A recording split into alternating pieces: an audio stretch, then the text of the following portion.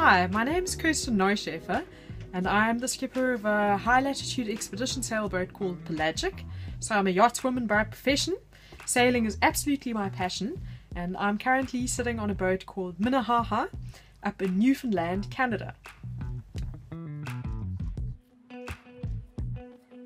I started sailing in childhood. I learned how to sail dinghies on lakes and dams, dinghies such as Optimists, Hobie Cats, windsurfers, and I absolutely loved sailing. Always thought to myself, if I did get an opportunity to make sailing my career, I would certainly be very happy, and here I am in this very fortunate position right now. For many years I worked as a delivery skipper, moving boats from different ports to different places. One of my first Southern Ocean experiences was sailing a 32-foot ferrocement boat from Brazil across to South Africa on a delivery trip. I was sailing alone and it was an absolutely amazing experience. Of course, ferrocement boats are pretty heavy boats, so it was quite a slow boat, and it took me the best part of 70 days to get across the southern Atlantic and experience, the roaring 40s. And it was such a cool experience that I was very fortunate in years to come after that to be able to do delivery trips on catamarans across the southern Indian Ocean, and that's kind of how I really got hooked on it. But then of course I thought to myself the ultimate goal would be to work for Skip Novak on his pelagic boat and go and explore places such as the Antarctic Peninsula and the Falklands and South Georgia, because I've actually always been fascinated by high latitudes and by Arctic as well as Antarctic, and loved reading all the adventure books and accounts of explorations by Amundsen and Shackleton and all those people. So when I actually got a chance to step aboard Pelagic and sail there myself, it was like an absolute dream come true.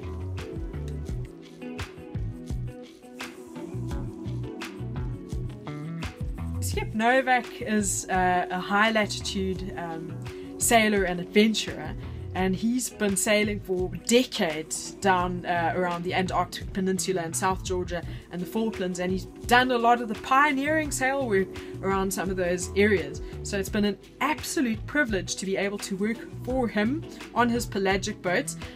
He's got Pelagic and Pelagic Australis, and these two boats are super strong, sturdy boats, custom built to sail in high latitudes, to sail in stormy weather, and to explore around areas such as South Georgia and the Antarctic Peninsula.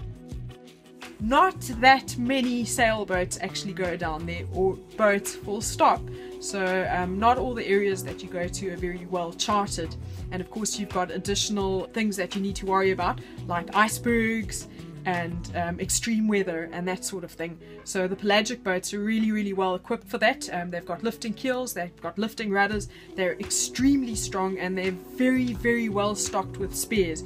So these boats going down there really belong in those latitudes, and working for someone like Skip, who's got as much accumulated knowledge as he has, is an absolutely amazing experience. I couldn't have wished for better, to learn things, to learn how to be self-sufficient, to learn how to look after boats properly, and to learn how to sail around in those areas.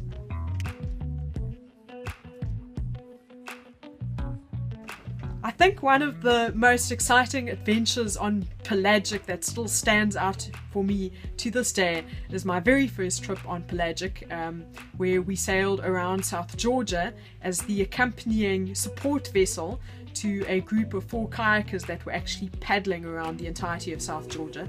I just remember my first glimpse of a big iceberg and of arriving at South Georgia and seeing these jagged mountain peaks covered in glaciers, and then exploring all those bays that just had hundreds and thousands of fur seals, of elephant seals, of penguins, different penguins, gentoo penguins, king penguins, you name it. The wildlife there is absolutely spectacular.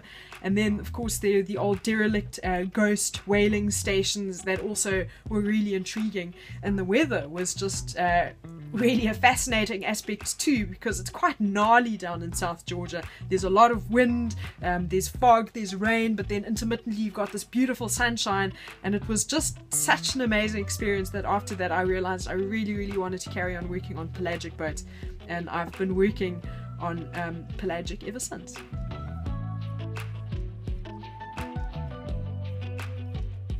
So, as I mentioned, I'm sitting aboard a boat called Minnehaha up in Newfoundland, Canada. I bought this boat at the beginning of this year with the intention of using the boat to participate in the Golden Globe Race 2022. So I'll just quickly tell you a little bit about the boat. It's a Cape George 36 fiberglass boat launched in 1988. It's got an old traditional long keel with a keel hung rudder. And these are the requirements for the boats to compete in the Golden Globe Race. The Golden Globe Race is based on the first solo non-stop circumnavigation race that took place in 1968, and that's why the boats even nowadays are old school. And the thing about it is you're not allowed to use modern navigational equipment like GPS, and you're not allowed having an autopilot, and you're not allowed having a water maker or any modern technology like that. You can only use what was available in 1968. So it means celestial navigation, it means rain catchment, and it means using a mechanical wind vane to steer your boat. And all these things I think are super exciting. And the other thing that I really like about the Golden Globe Race is that it's a single-handed race, because I'm really into single-handing.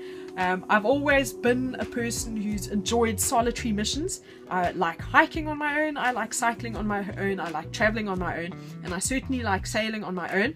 And it's not that I don't enjoy company, but I do feel that when you do things on your own and you have to be completely self-sufficient, you get a different sort of perspective of the experience, and you really get to know yourself. And it's certainly challenging to a different degree, and all these things really appeal to me, and that's why I like single-handing, and that's why I'm really keen on doing this race.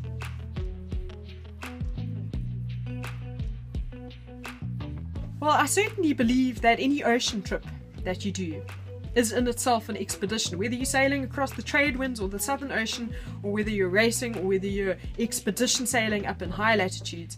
The common factors in all of those are that you, either on your own or with your team, need to be self-sufficient, because you're going to be far away from other people and from where there's an infrastructure that can come and help you and assist you if you get into trouble. So you need to have thought through the types of problems that you could encounter, and you need to have thought through how to avoid encountering those problems, and if you do encounter the problems, how you will react to rectify the problem. And that is sort of a similarity in expedition sailing as well as in ocean racing, as well as in any ocean passage.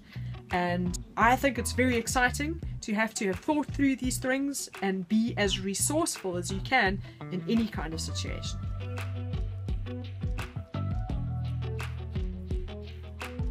About 2/3 of the Golden Globe Race takes place in the Southern Ocean, which is of course a stormy and remote ocean.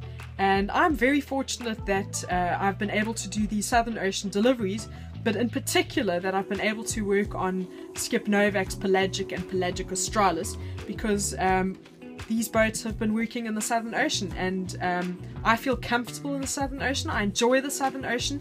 I understand the risk elements of the Southern Ocean, and I really hope that the years of experience that I've been able to make in the Southern Ocean will stand me in really good stead in the Golden Globe Race.